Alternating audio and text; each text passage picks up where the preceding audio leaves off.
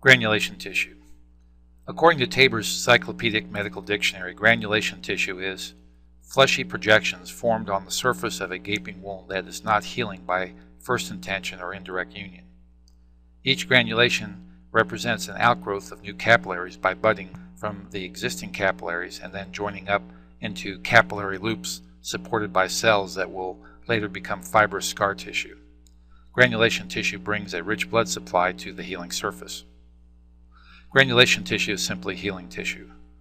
The rich blood supply brings the necessary ingredients to the healing wound. Increasing capillary formation brings an increased amount of blood which contains oxygen to drive the biochemical mechanisms used to heal the wound. Proteins, carbohydrates, fats, vitamins, trace elements, and calories are also brought. These basic elements are removed from the blood and reassembled into the tissues needing repair. The rich network of capillaries allows for many surgical procedures to be performed. The choice of which surgical procedure to do is part of clinical medicine and surgery decision-making. The way to think through the decision of what to do will be illustrated in case studies and other videos. But getting back to the topic of granulation tissue, any wound bed capable of forming granulation tissue can be skin grafted or closed by any number of other surgical means. Simply, the wound bed has sufficient blood supply to allow for healing. Interestingly, no surgery is often an option. No surgery means to allow the wound to close by wound contracture. It is theorized that myofibroblast cells are responsible for this phenomenon. Let's look at examples of granulation tissue. Notice the heel and plantar surface of the foot. This is beefy red granulation tissue.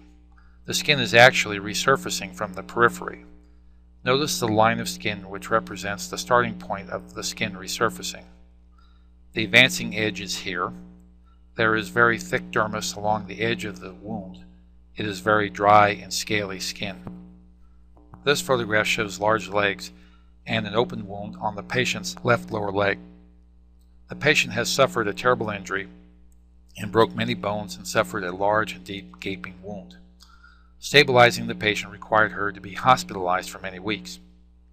During that time, basic wound care and dressings were begun after initial debridement of the open wound. Wound care was very good, and she formed abundant granulation tissue, which decreased the depth of the wound while the wound contracted. Interestingly, the patient wanted no further surgery. Skin grafting the open wound covered with granulation tissue was offered. She allowed the wound to close by secondary intention.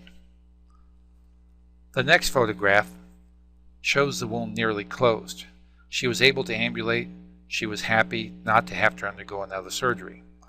She considered daily cleansing the wound and applications of dressings to be easier than another surgery. In summary, granulation tissue is healing tissue. It is chock full of capillaries which give it its beefy red appearance. It assists in wound contracting. The surgeon can use any number of techniques to close wounds with granulation tissue forming the base, or use no surgical technique at all, allowing the wound to close by contracture. Thank you.